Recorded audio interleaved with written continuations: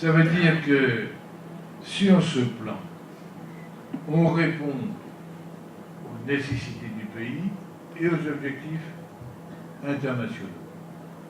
Et on se dit, avec ça, il faut imaginer comment on va résoudre les problèmes des uns et des autres tout à l'heure sur l'emploi, notamment l'emploi des jeunes.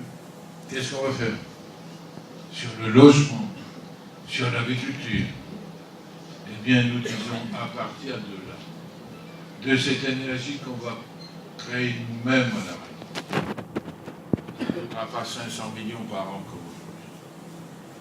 Et on dit au gouvernement, on fait faire l'économie de 500 millions. Mais ce n'est pas pour ramener ça au budget en France. Il faut que ces 500 millions-là restent à la Réunion, c'est nous qui avons fait économiser ça. Et ça doit aller au développement du pays. Eh bien, sur ce plan, notre problème économique est en crise, notre problème social est plus qu'en crise, avec le chômage, avec la précarité. La Réunion, là, c'est deux mondes. C'est le monde des pauvres. 52% des Réunionnais n'ont pas 860 € de revenus par mois. C'est-à-dire tout compris. Et 860, pourquoi 860? Parce qu'en France, c'est le seuil de pauvreté. Tous ceux qui ont moins de 860 sont pauvres.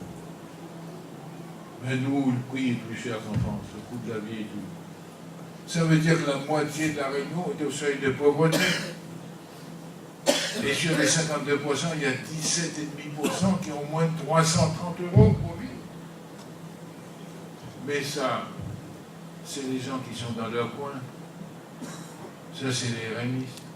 Ça, c'est les gens qui vivent du minimum vieillesse, de tout ce qu'on appelle les minima sociaux. Et je l'ai dans un coin. Je dis mange de misère, je dis proteste pas, je dis manifeste pas, je dis barre les routes. Et l'autre moitié, c'est ceux qui découlent, qui ont des emplois et qui ont des moyens de vivre. Et c'est ça qui fait le plus de bruit parce qu'ils réclament leur dû par rapport aux autres. Et sur ce plan, la situation va s'aggraver parce qu'il y a 52% aujourd'hui dans la misère, ou la précarité. Mais n'oubliez pas qu'il y a 200 000 personnes qui arrivent dans les 15 ans. Mais c'est 200 000 personnes qui arrivent en plus.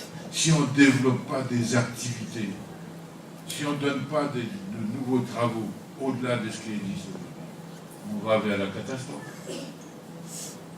Et c'est pour ça que le problème est général à La Réunion, et le problème est le plus important pour les jeunes, parce que les 200 000 qui vont arriver, c'est les jeunes. Quand je vous dis que tout va se régler, enfin tout va se poser, s'aggraver jusqu'en 2050, ben, ça veut dire vous les jeunes, vous qui êtes dans les collèges et les lycées, ben, c'est dans les 30 à 40 ans à venir que vous allez arriver en âge de travail. Et vous, ben, vous aurez dans 40 ans les cotisations nécessaires pour prendre votre retraite. C'est toute votre vie qui est engagée. C'est pour ça que sur ce problème qui est grave pour toute la Réunion, particulièrement pour les jeunes, et tout à l'heure, quelqu'un peut poser la question sur les discussions des politiques aujourd'hui. Il disait qu'est-ce qu'on entend? Rien que la bataille qui va être candidat. Est-ce que va faire une liste? Est-ce que va faire deux listes? Un tel veut prendre la tête de liste. L'autre dit non, là, c'est pas lui. La tête de liste qui fait quoi? Si notre intérêt, c'est pas que tu as un mandat. C'est que ça que tu veux faire avec ça. Et sur ce plan, on a dit les états généraux ont été faits pour que les Réunionnais prennent la parole. Non, vous la partie la posée. Mais ceux qui n'ont pas pris la parole, c'est les jeunes. Il est temps de prendre la parole.